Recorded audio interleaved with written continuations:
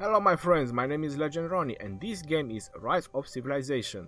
What this video is going to be about, this is a full guide about gathering and resource production. So I'm going to try to give you my best tips and advices on a full gathering guide and maximizing your resource production.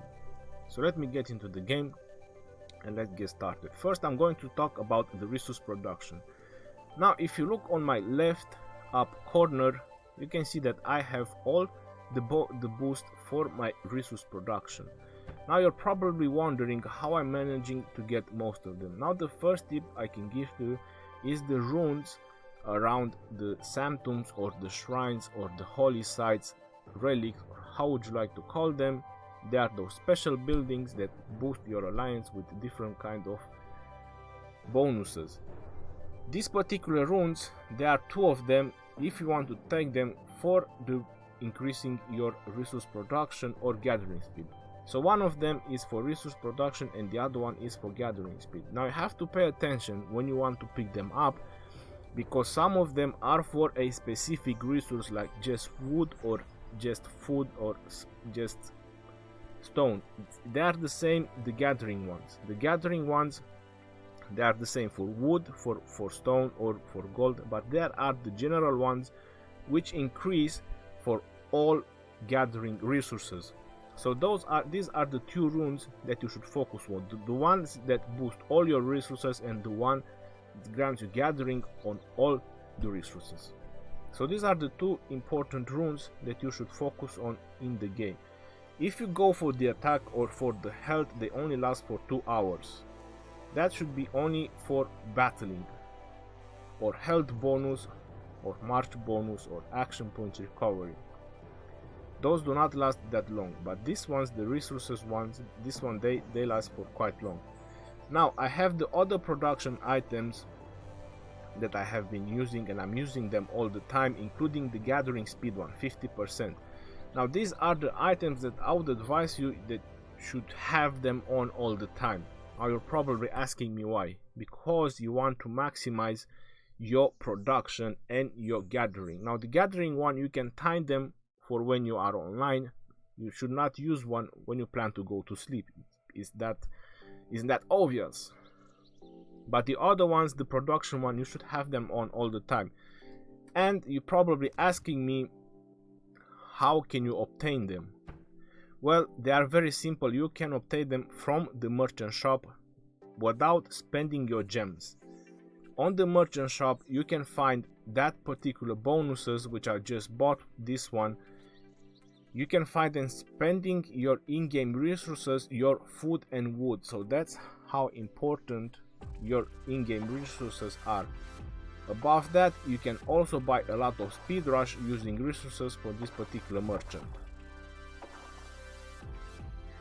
In order to call the merchant, first, when the game resets at 00 UTC, you get the first merchant. After that, if you plan to summon the merchant forward, after that one left, all you have to do is either speed up some building or get some troops training completed.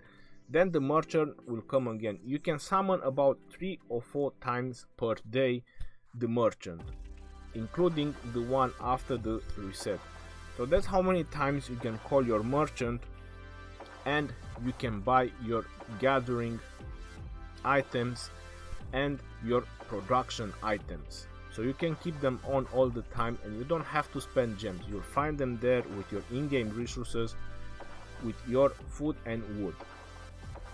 So these are the best tips and advices that I can give you about resource production. Since I'm playing, my resource production and gathering, they are on all the time and I do not spend the gems for them. You can see how many I have and you can see the other ones that I have, and I don't spend gems on them. I buy them with the resources from the merchant shop.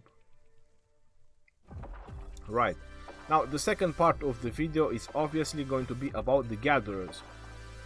Now with the new talent system, there are only 6 gatherers into the game, so it is very important that you keep this in mind. In the early levels of the game, you will not be able to level up your gatherers so high. So obviously I'm going to go through that and I'm going to explain you the best way I can. Now the 6 gatherers there are is Constance, Centurion, Gaius Marius, Cleopatra, Sarka, and the best in the business, Joan of Arc. We will get to her as well. Now I'm gonna start with the lowest one and get to the highest one. So Constance. Her second skill is the gathering skill. So if you would like to increase her gathering skill, it would be best to get her to 2nd star. Now the reason I'm saying that these are the only 6 gatherers, because they are the only 6 that have this particular gathering talent. In order to achieve the last one, if you just follow the path, you need a level 37 commander. You already see that I have Joan of Arc at level 37, but in the early levels you do not want to spend resources on your gatherers like Tome of Knowledge. So my advice is the following. In order to keep your gatherer in the 1st star, you can do this one, which is 1, you can do this one, which is another 2, so that is 3. Then you can do wood, which is another 3, that's 6, and you can do food, which is another 3, that's 9, because a level 10 commander only has 9 talent points. So if you don't plan to spend that much in the beginning, but you need gatherers and you want to benefit and bonus so you can get more resources, this is how you can do it. Then if you want to do stone, you can do the same. You can do the left one, 3, 6 and 9. So you have 6 gatherers. You can put some of them on food and wood, and you can put some of them on stone and gold. If you keep increasing their stars and you increase their levels later on into the game, you can take them on barbarians runs, you can take them on guardians runs. You don't really have to spend Tome of Knowledge on them. Obviously you keep increasing their level and they get more talents, so you keep progressing and do all the gathering once, so you can send them on more gathering. But your ideal path should be to reach the more the better. That is the ideal path that you should reach, the more the better, because you get like 6% more resources after you complete the gathering. After that you can see already I'm like over 3.5 months into the game and I have only 1 commander with superior tools. So do not rush with your gatherers because it's not going to worth it. Focus on your main commanders, but you need a little bit of gathering. Your main focus should always be on your main commander. Now she is a level 17. Now Centurion is a level, for example, Gaius Marius is for food, so he gets 20% bonus on food. Then you have Cleopatra, which has 30% bonus gathering on stone when you manage to max that one out. So you can see that at level 21, and you don't even need 21, you need level 18 to max all the 3 gathering. So at level 18 commander you can max all the 4 gathering ones. I'm sorry, not 3, all the 4. At Constance I did a little bit of mistake, so I need to either reset her or give her 3 more levels to unlock the gold, but I'm not using her for gold, so I do not bother. Then I have Sarka, and this is the ideal that all the commanders I'm aiming right now to reach is level 27 for this particular buff, because they get 6% more resources after they complete a gathering. So that is pretty significant, and that is going to help me a lot. On the long run you get a lot of resources. Now I'm reaching the main event of the day, which is Joan of Arc. Joan of Arc is not just the best gatherer into the game, but she is the best support accessible into the game. Her main skill after you obtain his expertise is literally insane, not to mention her 4th skill, and she has a little bit of healing. So she is the best second in command that you can get into the game for a free to play. Best second support that you can get, and gatherer in the same time. So as I was mentioning, you need a level 37 commander in order to obtain the superior tools. So she gains another 25% gathering on all kind of resources. She already has 25% gathering, so that's 50% plus 50%, which I already have from the item, so that's already 100.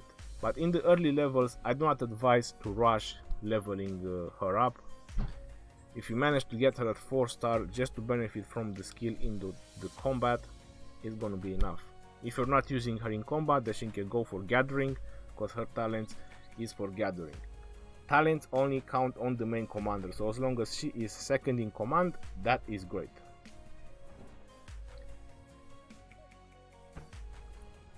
So for example, if I send her for gathering, I'm just send her for stone, just a random one. So alone she has 202 speed with my current alliance research and my current research. So she has a 202 gathering speed.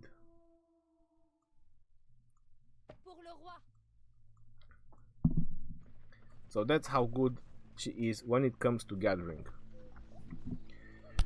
Alright, that would be all for now. That is the full guide about gathering. That is the commanders. That's how my commanders look. I told you how to keep them in the early levels, about the food production and the wood, stone and gold production. I hope you're satisfied. If you're not, drop a comment in the comment section below. I'll be happy to answer you and help you furthermore. My name is Legend Ronnie and I'm signing out. Peace out, yo.